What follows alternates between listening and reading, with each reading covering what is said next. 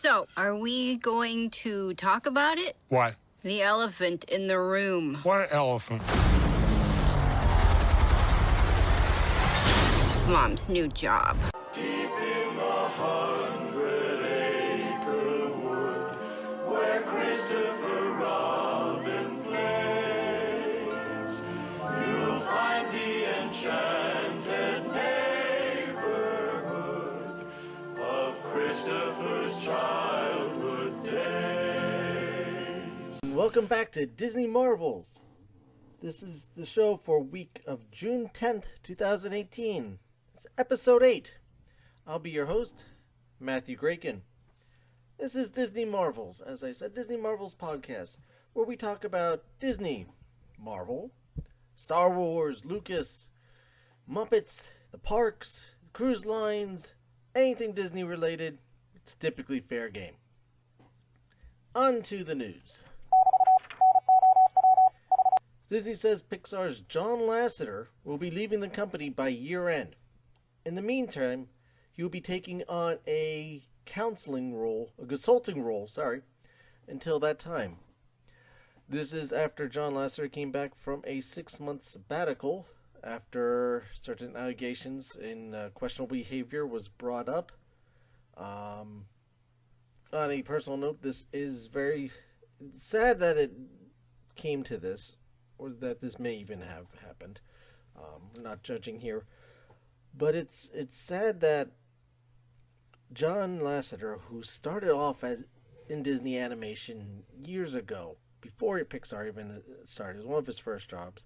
He kept on trying to come up with ideas to work with the company, and eventually they let him go. He couldn't even tell his wife that he lost his job at that time, and he kept on going out, leaving the house, going to different places. He went to a couple conventions, and he actually met someone at that point, and that's how eventually what would become Pixar came about. And then, the turn of events, Disney started working with Pixar, and then Disney acquired Pixar, so John ended back up at Disney, and now is having to be forced to leave it again. I can't say I've always agreed with some of his directions, but John has a very distinguished idea, a lot of great ideas on what should be in a movie, how the movie should go, and just movie ideas. He will be missed in the Disney Corporation. They have not announced who will be taking his place. I mean, remember, not only did John run Pixar, he was also head of Walt Disney Animation. And also, he worked closely with Disney Imagineers for the parks. That's a big-sized shoe to try and fill. I would not be surprised if they divvy out the jobs to multiple people. Roy Disney was the head of the son. Roy E. Disney was the head of Disney Animation during his time at Disney. So, who knows? Who knows? We have some time until that gets all sorted out, and I'm sure Iger's going to choose someone carefully. He's not just going to pick anyone on a whim, as from what we've seen. But on to other news. In the video game world, we have news from E3, Kingdom Hearts 3, the long-awaited follow-up to the very successful Square Enix and Disney joint effort, will be finally coming out, announced for January 29th, 2019, just after Christmas, month after Christmas. The long-awaited follow-up to popular Kingdom Hearts series, released by Square Enix, that blends Disney characters and characters from the popular Final Fantasy series. The game will be available for PlayStation 4 and the Xbox One. Speaking of games, Marvel and ESPN have teamed up with an illustrated look at the FIFA World Cup. You can find a link to this online comic book, I guess, if you will, and the Facebook group, or through ESPN's website or app. The Guardians of the Galaxy coaster has gone vertical. The new Epcot ride in Epcot that's being built where the Universe of Energy used to be has its steel structure starting to go up, at least for the outside show building. According to WDW Magic, it is reported that you can see the show building pretty much from anywhere in the park. So that's going to make theming very interesting. You're staying in Japan and you see outer space from there. Speaking of outer space, the show is full of segues. The Avengers Infinity War has officially broken the $2 billion mark in sales. That is $2 billion with a B, in sales. It is still the fourth highest grossing movie of all times. Most of that money is now coming from overseas. 67% of it is from outside of America, non-domestic money. But it doesn't matter where it's coming from. It is still a few $1 million shy of taking on The Force Awakens. But it's getting close. In other news, Disney-designed children's play area opens at the London Great Ormond Street Hospital. The Disney Reef, a colorful underwater-themed outdoor play area, has officially opened at the hospital in London. Let's see, London, England, obviously. Where guests today, this was actually, I think, June 6th, was revealed, and they were allowed to play in it for the first time for their patients and for the families to interact. Don't have any rumors this week, so they will come back hopefully next week. So, on with the show. I was partners with Hank on a project called Goliath. How big did you get? My record, 21 feet. You? 65 feet. 65. If you two are finished comparing sizes... 65. Even though Avengers Infinity War officially kicked off the summer movie season, this was back end of April, technically supposed to be May, and they're still ranking in the money by the billions, the true summer movies are yet to come. This year Disney is releasing 3 movies in the summer time span, past Infinity Wars. And I was thinking I'd go over each of them, kind of give you just kind of a roundabout cap of what's to come. The trailers are all available on YouTube or Disney's website, in various places. You're seeing them on TV soon or already. But let me go over them, and I'm going to touch on them in reverse order because I want to actually talk about one of the ones I find more interesting first. And also because we all know what's coming up end of this week on Friday. So August 3rd, we are getting the movie Christopher Robin.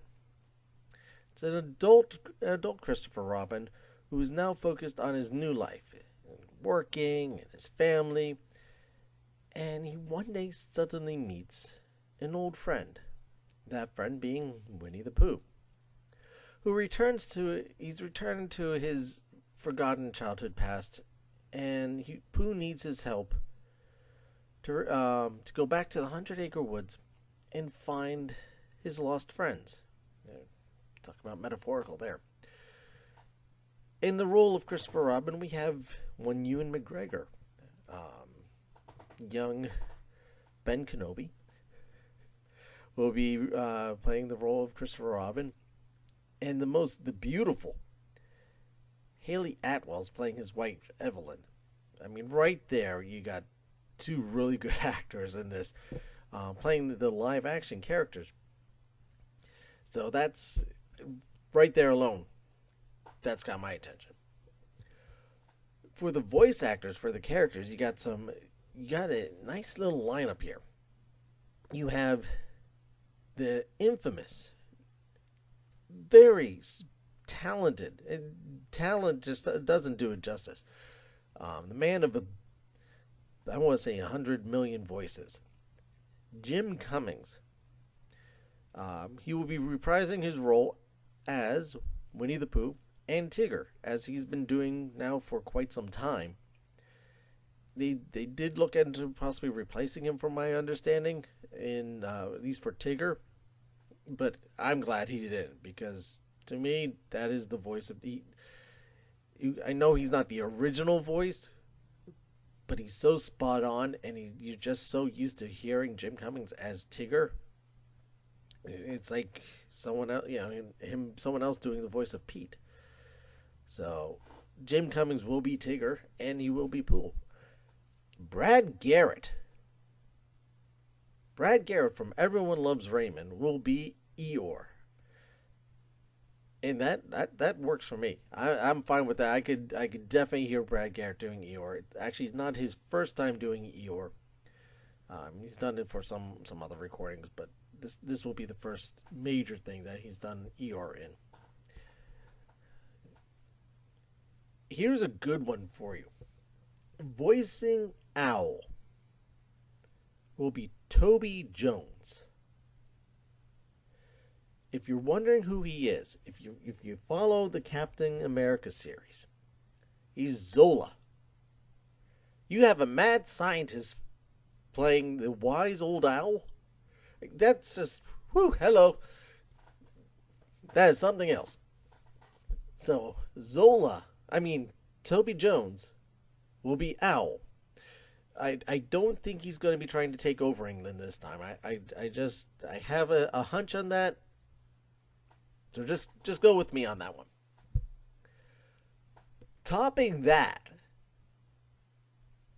Peter Capaldi. Peter, the 12th Doctor, is going to be Rabbit. So you have the original S.H.I.E.L.D. agent as the wife. You have a Jedi Knight as Christopher Robin. You have a postal worker as Eeyore.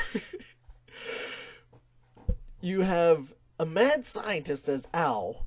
You have a Time Lord as Rabbit. This casting is fantastic. Everyone's favorite little voices are now just thrown together in the Winnie the Pooh movie that doesn't even go by Winnie the Pooh. It's going by Christopher Robin. So, I haven't heard how Capaldi does Rabbit. But I can't wait. Doctor Who as Rabbit. Wow. Anyway, Kanga's gonna be Sophie. I apologize for getting this name so butchered. Onkanudas. She's been in some Marvel stuff too. Nick Mohammed as Piglet. And White Dean Hall rounds it off as Roo. Obviously, there's going to be other characters and stuff going on, but I wanted to give you the cast lineup for the main friends. This is going to be the first live-action Winnie the Pooh movie. Not the first live-action Winnie the Pooh line, as in they did the Welcome to Pooh Corner back in the 80s and the Book of Pooh in the 90s. So you got some live action stuff previously with Winnie the Pooh, but this is going to be the first live action movie. The characters are actually going to be CGI. They're not hand drawn animated. They're not puppets like in the Book of Pooh. And the characters actually this time they are going away from the traditional Disney animated Winnie the Pooh looking characters. If you haven't seen the trailer yet, definitely check it out. And it's like a hybrid, but it's closer to the classic Pooh series of designs. If you're familiar with them, that's where Tigger is more of a yellowish. Piglet's actually, his body is green. He's got a green sweater on and a scarf instead of the pink outlines. And they look like old, worn, stuffed toys, which really that's what they're supposed to be. Where the Disney animated, they got away from that probably just because of making it easier. You're making this animation in the 60s. It just makes it that much easier to draw something similar, but not completely like a worn-out toy. This looks like old, worn-out toys, which like they're supposed to be. And again, that's the classic Pooh look. Again, that's Christopher Robin, August 3rd. Coming closer than middle of the sandwich release will be Ant-Man. July 6th, Ant-Man Returns and Ant-Man and the Wasp. They're going to be sizing this movie up, literally, in no small way and some rather large ways. Scott Lang balances between being both a superhero and a father. Hope Van Dyke and Dr. Hank Pym present an urgent new mission that finds Ant-Man fighting alongside with the Wasp to uncover secrets from their past. This is going to take place after Captain America's Civil War, where Lang is under house arrest still, as mentioned in Infinity War, but it does take place, this is very important, especially if you see an Infinity War, and you'll understand why. This takes place before Avengers Infinity War. You will not need your dustpans. Returning are Paul Rudd as Scott Lang and Ant-Man, Evangeline Lilly as Hope Van Dyne, the Wasp, Michael Douglas as Dr. Hank Pym, and Michael Pena. You cannot forget Michael Pena as Lewis. And his list of friends. That you knew a guy that knows a guy who has a friend who told him this, who told him to tell Scott that he's back in the movie. New to the cast, you're going to have Sir Lawrence Fishburne as Dr. Bill Forster. I will not spoil anything if you haven't seen the trailers, but he's going to play a big role. You'll figure it out. And Michelle Pfeiffer. Michelle Pfeiffer is back as Janet Van Dyne. So you're going to have Michelle Pfeiffer playing Scott Lang's girlfriend's mother. Michelle Pfeiffer, who played a love interest of Paul Rudd in a previous movie. There's going to be some interesting chemistry. Talk about having hots for teacher. And you're also going to have Hannah John Kamen from Game of Thrones as the character The Ghost, who is the primary villain in this.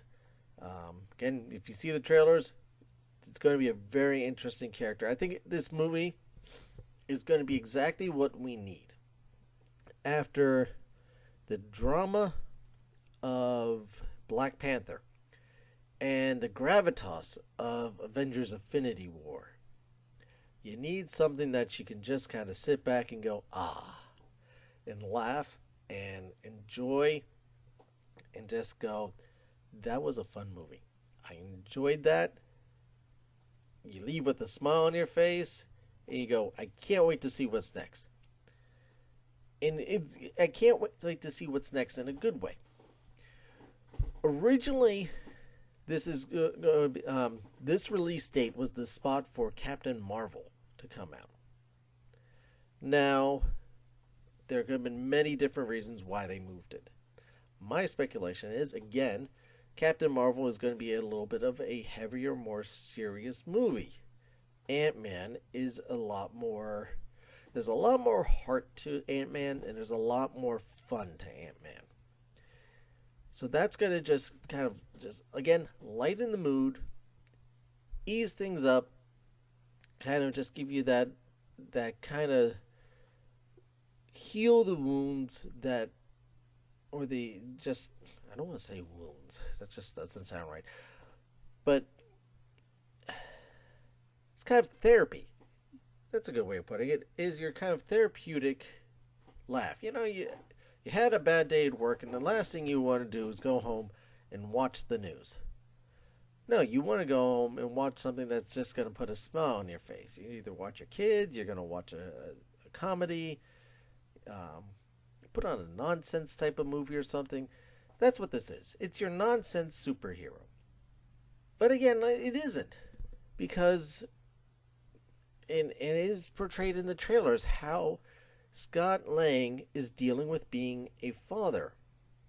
And there's a quote from the trailer which I love. It just, his daughter goes to him, "Daddy, I want to be a superhero like you when you grow up, when I grow up," or something along the lines, referring to, you know, how she looks up to her dad being a superhero. And he replies to her that, "Well, yeah, but I kind of mess that up sometimes. I just don't always do that right." And that kind of got a double meaning to him, because he's talking about how it, you know, he knows he goofs up as a superhero, but he also knows and still feels remorse for goofing up as a dad. And I think that weighs more on him. And that's going to be something very different when you talk about these superhero movies. Because when you think about all the other characters out there, and there's a lot of characters, this is Marvel's 20th cinematic universe film. So that they've covered a lot of ground in 10 years, 20 movies. How many of them are fathers? I mean, it was revealed during Age of Ultron that Hawkeye is a father, or it will be again. But other than that, okay, so you got Captain America, no. Iron Man, no. Black Panther, no. Thor, no. Hulk, no. Black Widow, well, definitely not. Well, she can't be a father, but a parent, even a parent. Scarlet Witch, The Vision, Doctor Strange, no, no, no. So you have Ant-Man. Now you have that additional struggle. So that, again, I can't wait to see how this plays out. I'm not expecting something that's going to be earth-shattering. The first Ant-Man movie isn't. But I am expecting something that's going to be fun. I'm going to put my seat up, grab my popcorn, and just have a good old time. But speaking of good old times and family superheroes, you know where I'm going with this one. June 15th, Incredibles 2 is here! After 14 long years, Brad Bird is finally releasing his anticipated, demanded, and highly requested Incredibles 2. The family is home again. Bob Parr, Mr. Incredible, is left to care for Jack and the rest of the kids, while Helen, Elastigirl, is out to save the world in her new job. If you haven't seen the trailers for this, you must be under a rock, because they are promoting this heavily. And from my understanding, it is that on mark from the original Incredibles, and that much more. I mean, it picks up exactly where the last one left off, where they're fighting the Underminer, and it just goes from there. Strangely enough, how Ant-Man and the Wasp is the 20th film for Marvel, Incredibles 2 is actually the 20th movie for Pixar. It's also going to be their longest movie. It's coming in at 1 hour and 58 minutes. The longest CGI movie and the longest Pixar movie. So, I mean, this is just going to be... to say that it's going to be incredible is pun intended, but spot on. Like I said, I've spoken to a few people, I've seen a few comments from people who have seen it, and you want to talk about a must-see movie? Pixar's back. If you thought that they were slipping it up and they're kind of losing it, they're back, and in a big way. And the Incredibles are back in an even bigger way. Grab your friends, grab your family, grab the cat, grab your next door neighbors, grab the dog. Well, not if you're bringing the cat along. Grab your popcorn, sit down, sit with the family.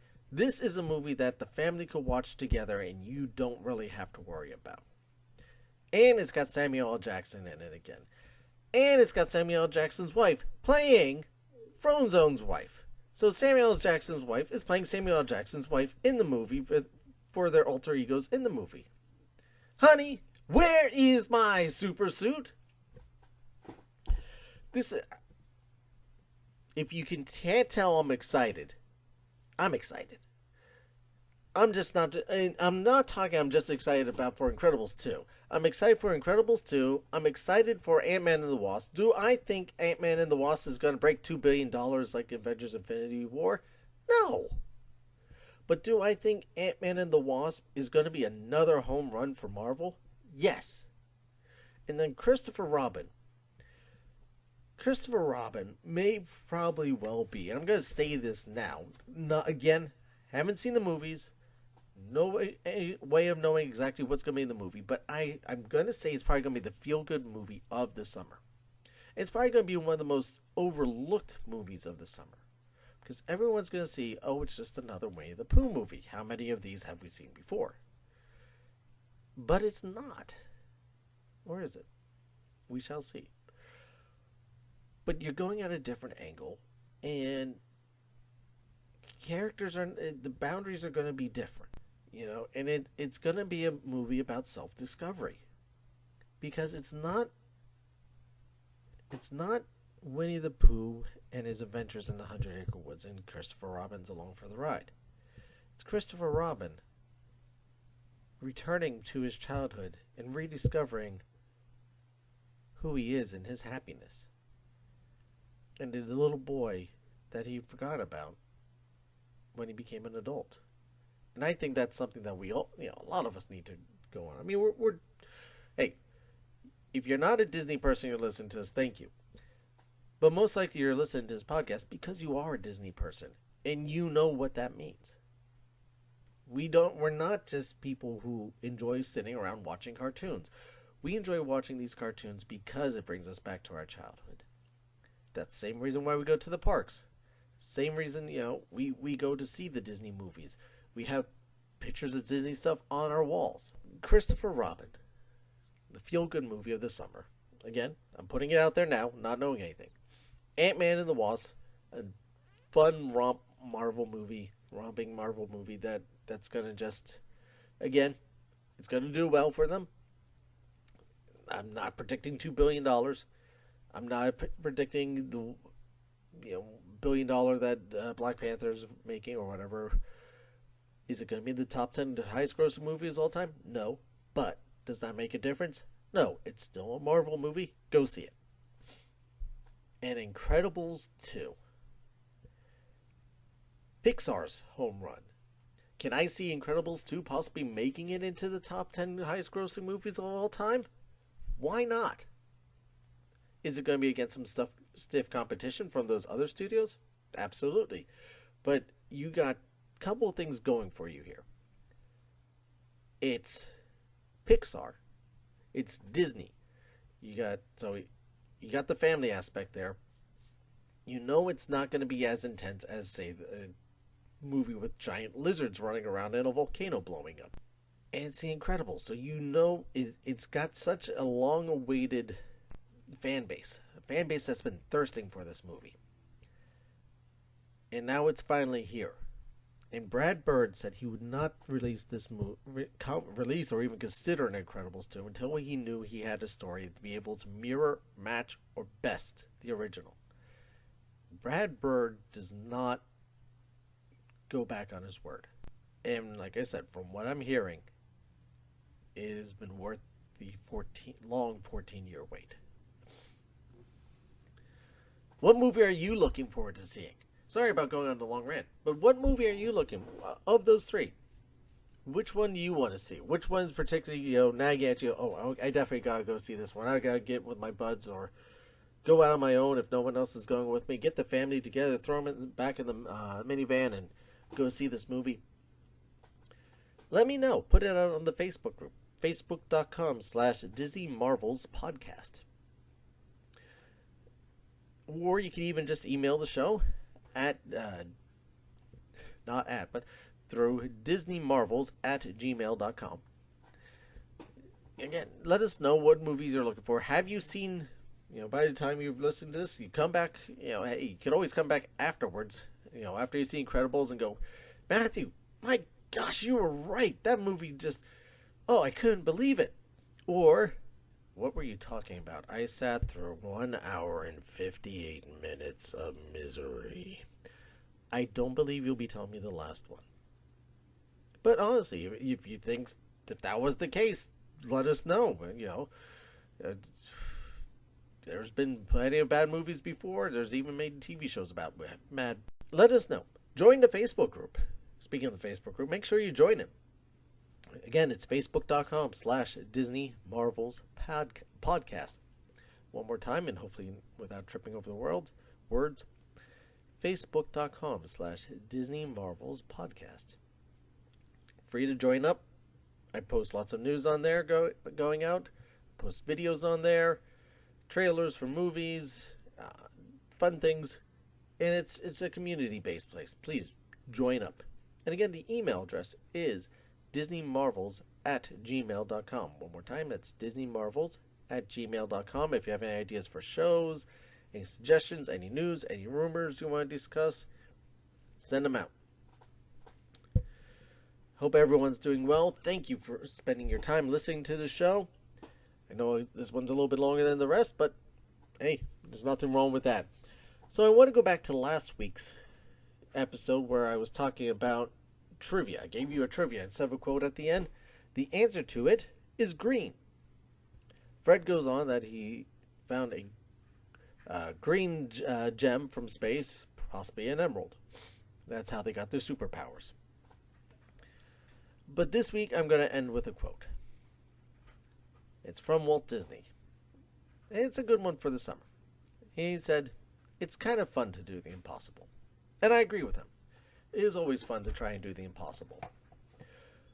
Again, hope everyone's doing well. Make sure you subscribe to the show. Please rate the show and share out on all the social networks. Tell your friends, tell your families, tell your dog, cat, everybody, aunts, uncles, anyone that you know that enjoys Disney. Tell them about the show. Let's get everyone listening, watching, and communicating. And I'll see you next time. The Screen Slater interrupts this program for an important announcement.